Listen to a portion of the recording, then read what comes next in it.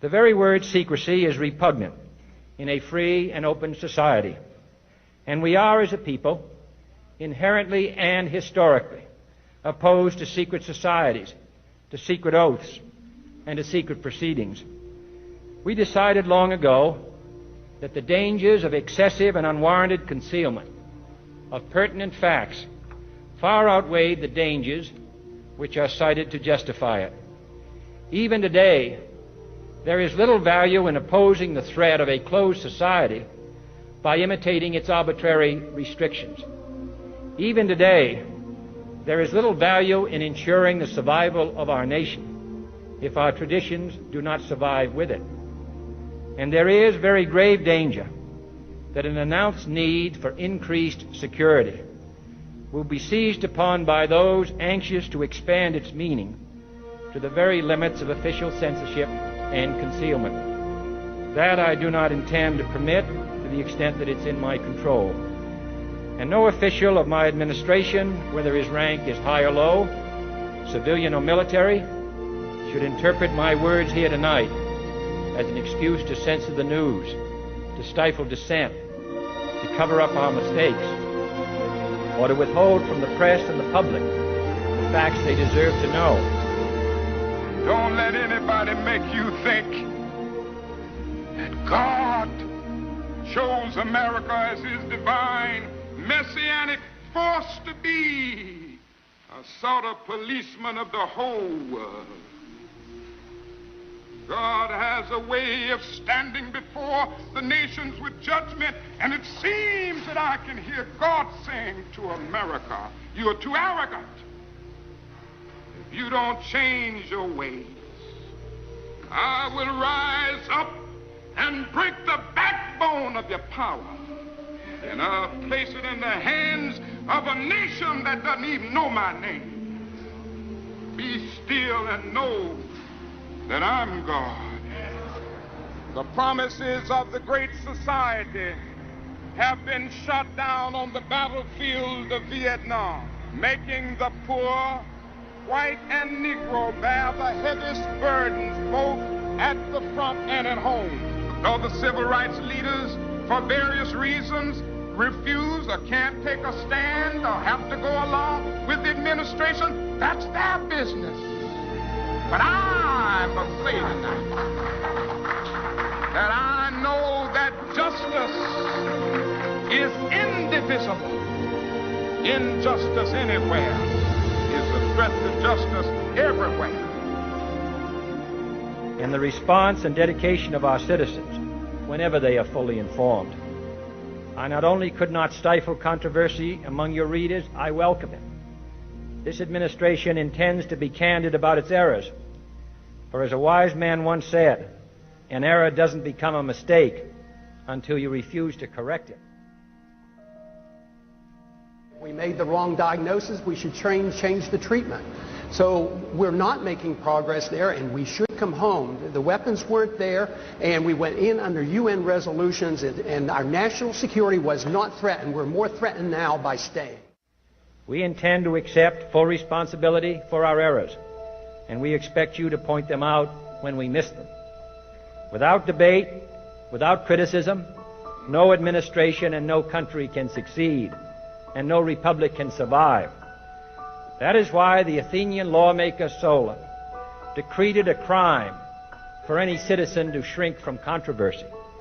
And that is why our press was protected by the First Amendment, the only business in America specifically protected by the Constitution, not primarily to amuse and entertain, not to emphasize the trivial and the sentimental, not to simply give the public what it wants, but to inform, to arouse, to reflect, to state our dangers and our opportunities, to indicate our crises and our choices, to lead, mold, educate, and sometimes even anger public opinion. This means greater coverage and analysis of international news, for it is no longer far away and foreign, but close at hand and local. It means greater attention to improved understanding of the news, as well as improved transmission. And it means, finally, that government at all levels must meet its obligation to provide you with the fullest possible information outside the narrowest limits of national security. And so it is to the printing press, to the recorder of man's deeds, the keeper of his conscience, the courier of his news, that we look for strength and assistance, confident that with your help, man will be what he was born to be, free and independent, free and independent, free and independent, free and independent. I'm Ron Paul. I'm a congressman from Texas, serving in my 10th term. I am the champion of the Constitution. We now promote preemptive war. I do not believe that's part of the American tradition. We in the past have always declared war in the defense of our liberties or go to aid somebody. But now we have accepted the principle of preemptive war. We have rejected the just war theory of Christianity. And now, tonight, we hear that we're not even willing to remove from the table a preemptive nuclear strike against the country that has done no harm to us directly and is no threat to our national security. I mean, we have to come to our senses about this issue of war and preemption and go back to traditions and our Constitution and defend our liberties and defend our rights, but not to think that we can change the world by force of arms and to start war. The people who say there will be a bloodbath are the ones who said it would be a cakewalk, it would be a slam dunk, and that it would be paid for by oil. Why believe them? They've been wrong on everything they've said. So why not ask the people? Why not ask the people who advise not to go into the region and into the war? The war has not gone well one bit. Yes, I would leave completely. Why leave the troops in the region? It was the fact that we had troops in Saudi Arabia was one of the three reasons given for the attack on 9/11. So why leave them in the region?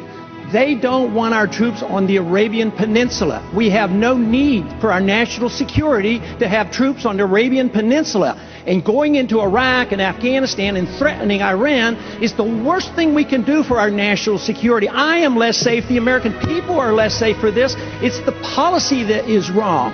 Tactical movements and shifting troops around and taking in 30 more and reducing by 5, totally irrelevant. We need a new foreign policy that said we ought to mind our own business, bring our troops home, defend this country, defend our borders.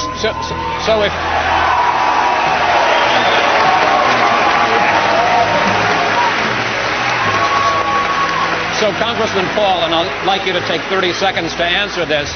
You're basically saying that we should take our marching orders from Al-Qaeda. If they want us off the Arabian Peninsula, we should leave? No!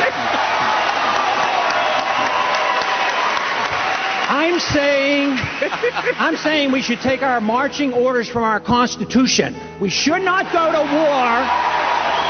We should not go to war without a declaration. We should not go to war when it's an aggressive war. This is an aggressive invasion. We've committed the invasion of this war, and it's illegal under international law.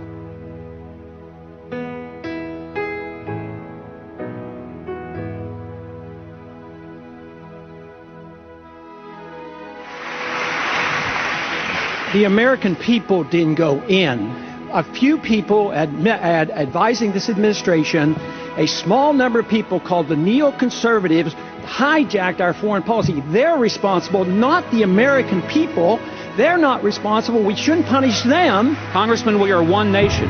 We can't be divided. We have to be one nation under God. That means if we make a mistake, we make it as a single country, the United States of America, not the divided States of America. When we make